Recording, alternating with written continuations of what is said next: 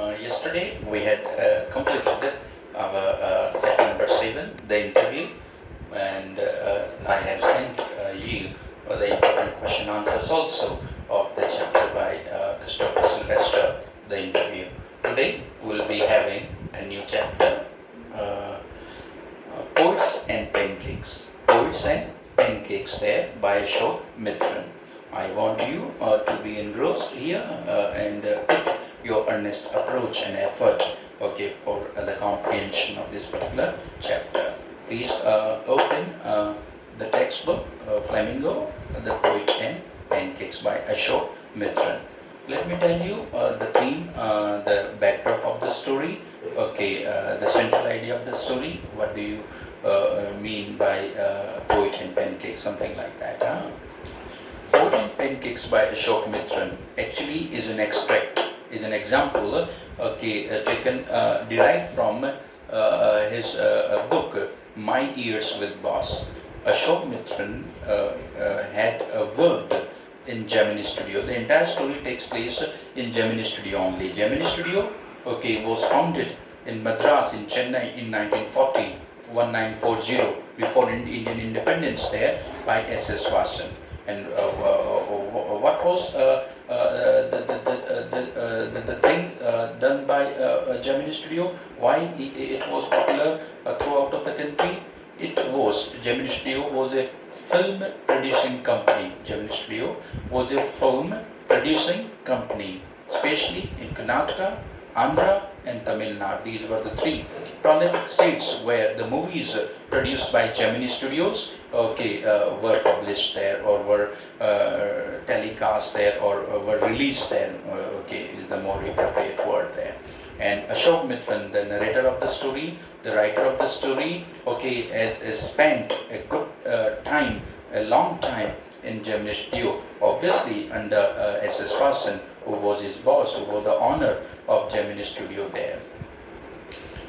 Film producing company, obviously, so the story tells Poet and Pancakes about all the elements, that kept Gemini Studio in spotlight, in limelight, okay, in the newspaper, in the radio, everywhere we could hear and see the sparks of Gemini Studio in those days. 1940, okay, it was founded by S.S. Vasan, the owner, and Ashok Mitran, who himself has spent some years over there, is sharing his experience with the readers, okay, at Gemini Studio. What type of task performed by Ashok Mitran in Gemini Studio? Since it was a film producing company, his job was not directly related with producing a company there. Okay, job was a meager one, absolutely a trivial one, unimportant one, insignificant one. What was his job at Gemini Studio?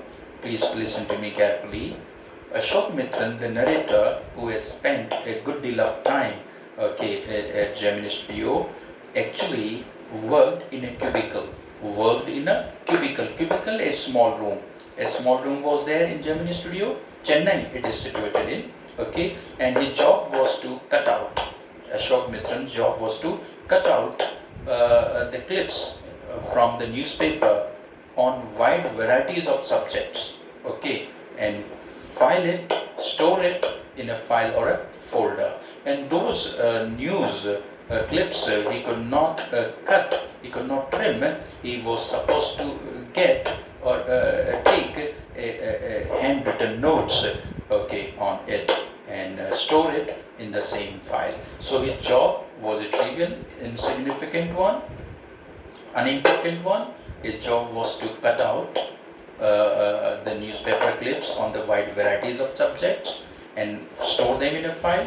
And many times, if he could not cut them, if the issue, the subjects were not relevant, he had to write out of his hand all those clips there, all those news, and store them in a file. That was Ashok Mitran's job there. 1940, it was founded by S.S. Vasan. And what was it? It was a film producing company based in Chennai, founded by S.S. Vasan in 1940. the career span of Gemini Studio we can have from 1940 to 1965, chiefly, majorly, because in 1969 the owner S.S. Watson, okay, who had a prolonged bout fight with the lethal disease cancer. Okay, he had a great bout with the lethal disease cancer and eventually succumbed to death in 1969. Okay, and after that, obviously, it was closed down. So, 1940 to 1965, these 25 were the glorious years, okay, of Gemini Studio. Headed by S.S. Watson, and Ashok Mitran is deriving an extract from his book, My Years with Boss S.S. Watson. Here we go. And if it was a film producing company, obviously makeup material will be having a very crucial role, okay, in it there. Let us start. Please get your textbook on and open and have a pen or pencil in your hand to write some complicated tough words there. Pancake was the brand name of the makeup material that the Gemini Studio bought in truckloads there. Pancake, nowadays, with the assurance of the modern world, there may be multiple brands of the makeup available in the market, but in those days, 1940 to 1960s, the most befitting, the prolifically used makeup brand in those days was the Pancake there, and which came, okay, in great quantity, truckloads in a great quantity. Gemini Studio imported the makeup material branded Pancake, obviously for the artist, okay, who will be acting in the different movies produced by Gemini Studio by S.S. Watson. Pancake was a famous brand of the makeup material that Gemini Studios bought in truckloads there. Greta Garbo must have used it. Nowadays, which I already explained, that nowadays various or the different or the wide varieties of the makeup brands or the material are available in the market. But in those days, Pancake was the most prolific and the most popular brand of the makeup material. Greta Garbo, an old actress of Hollywood and who is considered, who started her career as a child artist but ended her career as the most beautiful actress ever born, okay, in the history of film making fraternity or community. Greta Garbo, okay, might have used this makeup material in those days there. Must have also used it, okay, used Vajantimala must also have used it, but Pratik Agnihotri may not have ever heard of it. Now, the three actresses' names are mentioned here. Vajantimala is there, Miss Gohar is there, Greta Garbo is there, but Pratik Agnihotri might not have. These top three actresses are the old actresses, the Greta Garbo, Miss Gohar, and Vajantimala. Vajantimala, you must be remembering her for her dynamic, dashing song of the movie with Dilip Sahib, okay, Naya Do. The song goes, Ude Jab Jab Julfen Teri, that the famous iconic song, followed by Jewel Thief also, she pictured with Dev Sahib, Hoto Pe Si Baat Mein Daba Ke Chali Aayi.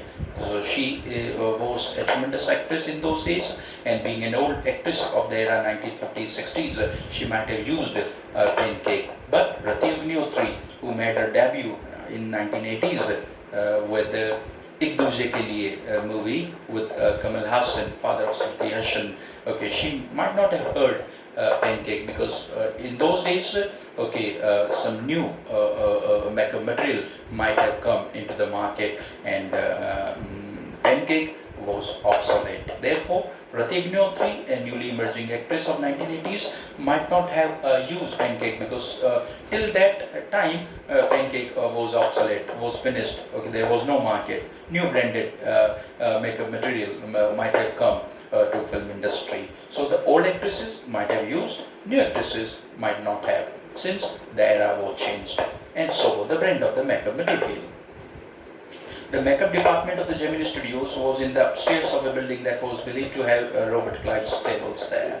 The upstairs, you see, obviously 1940 it was founded there, so India was under the British regime. But the buildings, the premise which was used by SS Fasten, okay, for Gemini Studio. Previously, earlier, it was a residential stable area of Robert Clive. Robert Clive, a famous English statesman and a soldier and a viceroy there, and he lived in Chennai around 3 to 4 years. Okay, he was the chief of East India Company also in those days there. So earlier, the premise or the building which was used by SS Fasten, okay, for Gemini Studio. Earlier it was the residential area as well as stable where he kept Mr. Robert Clive, the Clive of India. Another name of Robert Clive is Clive of India. He was better known as there. Okay, has got a great hobby, great interest in horses also. So he kept them in the stables there. And many of the buildings he kept changing his residential area or the quarters there. So in earlier days, Gemini Studio was used by Robert Clive, the Clive of India, a famous soldier, a famous statesman, or a famous British official of East India Company who used that places, that premises, that quarter, that building for his residence purpose, as well as to keep his horses, as he was a great fan of horses there. That was believed to have been Robert Clive's stables. A dozen other buildings, because he was such a phenomenal person there, okay, in the city, in Chennai. He lived around 4 to 5 years, 3 to 5 years there. So he kept changing his residential area or the quarters there. Almost 12 to 15 buildings are there belong to Robert Clive. But after his departure, or even the East India Company might have losing its sharp strength there, okay, on Indian territory, okay, they came again, passed into the Indian hand and again, and SS Fasten might have purchased those buildings once they belonged to Robert Clive. In the city are said to have been his residence there. So he was such a opulent person, okay, sophisticated fellow there, okay, he might have used many places in Chennai for his residential purpose, okay, and this building of Gemini Studio was one of those places used by SS Fasten for his residential purpose. For his brief life, 4 to 5 years he stayed in, and even briefer stay in Madras. 4 to 5 years he stayed in India, and 2 3 years he might have studied in Chennai or Madras. Robert Clive seems to have done a lot of moving. Generally, a person lives in 1 or maximum 2 houses in his entire lifespan. He hardly stayed in India or in Madras hardly 3 to 4 years. Still, he used almost dozen of dwellings, dozen of residential areas. So that is called a lot of moving. Besides fighting some impossible battles in remote corners in distant areas of India, he won many of the battles for East India Company, especially the Battle of Madras was popularly known for Mr. Robert Clive's mettle and courage. And marrying a maiden, a damsel, maiden, a damsel, a young girl, he was a nun, at Saint Mary Church in Fort St. George in Madras. He stayed almost 3 to 4 years in Madras, okay, and eventually he got married with a nun in St. Mary Church there in Madras. The makeup room, now the story is getting a bit tougher. Please get your pen, pencil ready. The makeup room had the look of a hair cutting salon with lights at all angles around, half a dozen large mirrors over. Now, makeup department obviously was the most used area by the actor and actresses of Gemini Studio. So see the interior. First of all, it was looking like a hair cutting salon there, the makeup department. Second thing, lights at all angles were hanging. Lights at all angles were hangings with almost 6 or the half of a dozen mirrors were applied here and there, were stuck on the walls at a different side, at the different angles there, so that actor and actresses could see themselves after or before getting makeup. Large mirrors, they were all incandescent lights. Incandescent light, halogen lights, which emits a lot of heat there. incandescent halogen lights, the lights that emit lot of heat there. They were all incandescent lights, so you can imagine the fiery misery of those subjected to makeup. It wasn't easy. It was an unforgettable experience. It was, you can see the plight of those artists who were put makeup there. It wasn't easy for the makeup, for the artists, to put a makeup in that excruciating heat, in enormous heat there. You see, first of all, lights were there hanging in at all angles. Almost 6 mirrors were there, and you must be knowing if the light is reflecting from a mirror, it will be more excruciating, it will be more what you can say, sweaty there, not sweaty there. And it wasn't easy experience at all for the actors and actresses to have makeup amidst a great heat emitted by incandescent lights hanging all around the makeup department. It is called fiery misery. Fiery misery, please underline it. Fiery misery is the plight, the discomfort tolerated by those artists who were subjected to makeup. Enormous heat, excruciating heat, they had to tolerate. This is called fiery misery. Fiery misery of this. So you can imagine the fiery subject to makeup. The makeup department was first headed by Bengali, who became too big for a studio and left it there.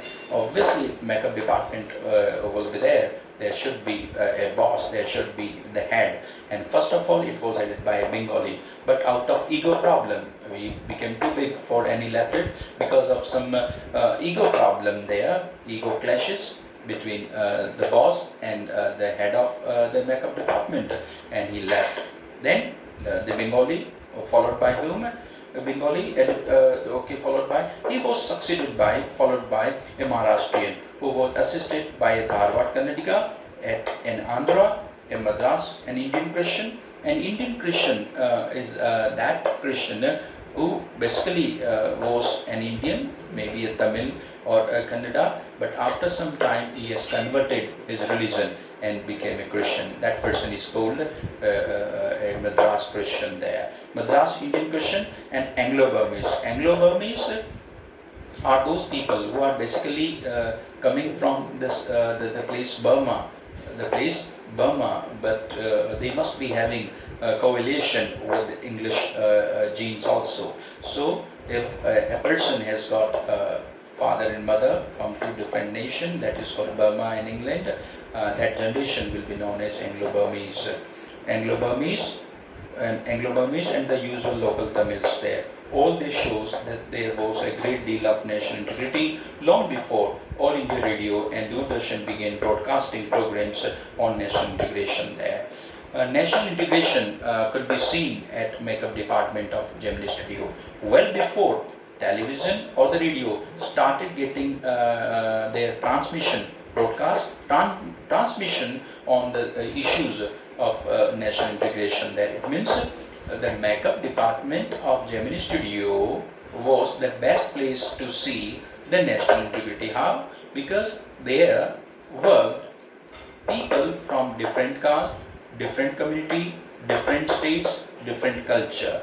There was a Maharashtrian, there was a Bengali, there was a Kannadiga, there was a person from Andhra, there was Anglo-Burmese, there was a Madrasi Christian, there were local Tamils. Almost each and every state of India, unity in diversity, a melange of culture, melange of creed could be seen, in makeup department. So we can say, Delhi Doordarshan or All India Radio, AIR, All India Radio, might have started their program on national integration in 1950s or 1960s, but in 1940 onwards, makeup department of Gemini Studio became a best place to see national integration, because they were the people from various caste, various color, various creed, various language, various religion, and from various states they came from.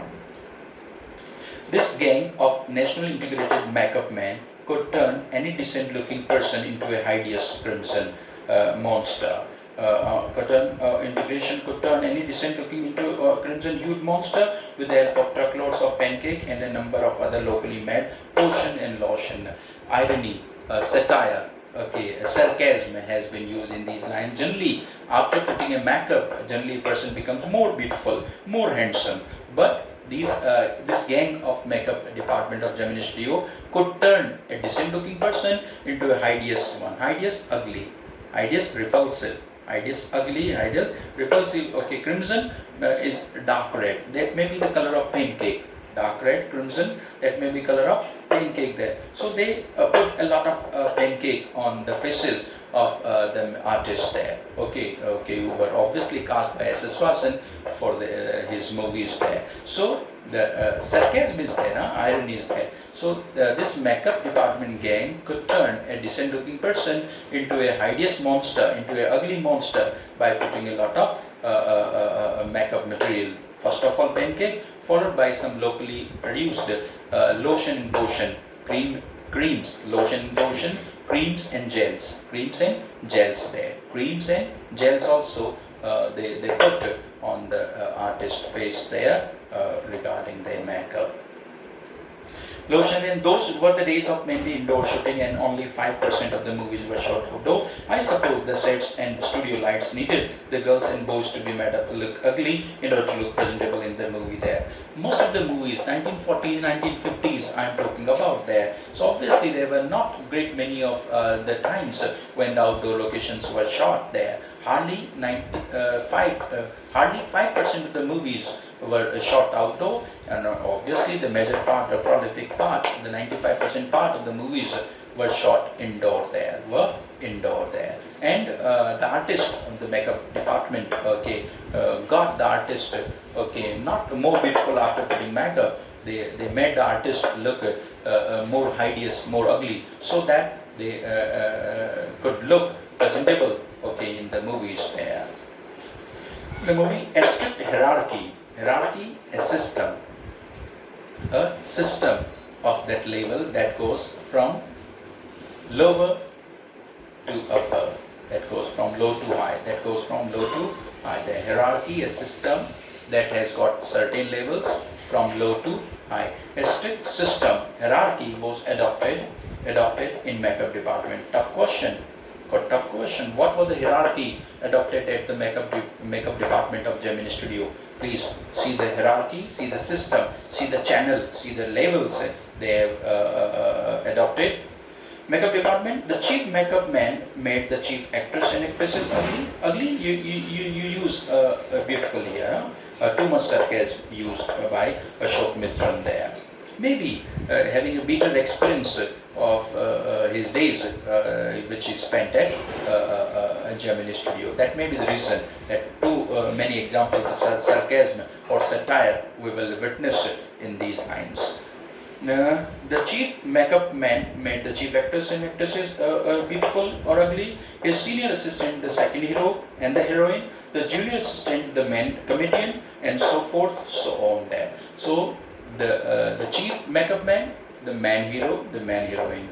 The senior assistant, the side hero, the side heroine. The junior assistant, the comedian, and the trail will go so on, so forth. That was the hierarchy. That was the system adopted by the makeup department of Gemini Studio. The hero and the junior assistant, the main comedian, and so forth and so on. The players who played the crowd were the responsibility of the office boy. Even the makeup department of the Gemini Studio had an office boy. On the days when there was a crowd shooting, you could see him mixing his paint in a giant vessel, slapping in the crowd pools. The idea was close to pour down the surface. In the process of applying makeup, he wasn't exactly a boy. He was in his early 40s, having entered into the studio in the hope to become a star actor, top screenwriter, director, lyrics writer, and he was a bit of a poet also there. Now, the hierarchy didn't get finished to the junior assistant of the chief makeup man. There was an office boy post also. Office boy was a post at Gemini Studio makeup department. And what was the task of the office boy at Gemini Studio?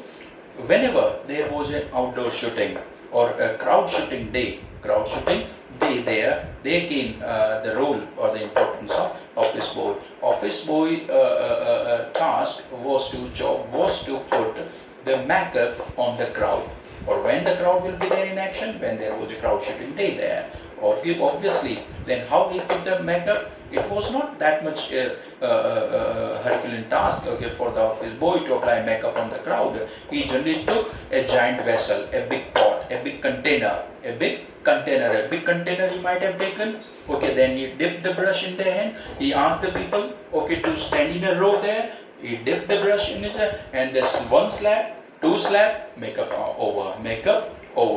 But that office boy who was a part of makeup department didn't come to Chennai, didn't come to Madras with a desire to become an office boy. No. Madras in those days was a city of dreams, city of unaccomplished dreams there, for many actors and actresses who went to Madras to become a formidable actor and actresses. Office boy had the same longing, same dream. Okay, what were the different ambitions mentioned here in the chapter? Okay, of office boy, why he came to Chennai, why he came to Gemini Studio? He came as a young one there, though designation of the position of office boy is here, office boy, but it doesn't mean that he was looking like a boy. His age was in early 40s, 42, 43 maybe his age there. And what were his few ambitions when he came to Chennai there? He wanted to become a star actor, he wanted to become an actor, he wanted to become a director, he wanted to become a top screenplay writer, he wanted to become a lyricist, or he was a poet also. But finished it, his desire to become an office boy there. In those days, I worked in a cubicle to hold sides of the which were French windows. I didn't know at the time that they were called French windows. Seeing me sitting in my desk, reading my newspaper day in and day out, most people thought I was doing next to nothing. It is likely that in boss thought likewise too. So anyone who felt I should be given some occupation barged into my cubicle and delivered the extended lecture. The boy in the makeup department had decided I should be enlightened on how greatly little talent was being allowed to go west in a department fit only for the barbers and the perverts. Soon I was praying for crowd shooting all the time. Nothing short of it could save me from the apex there. Now, this is the concluding part.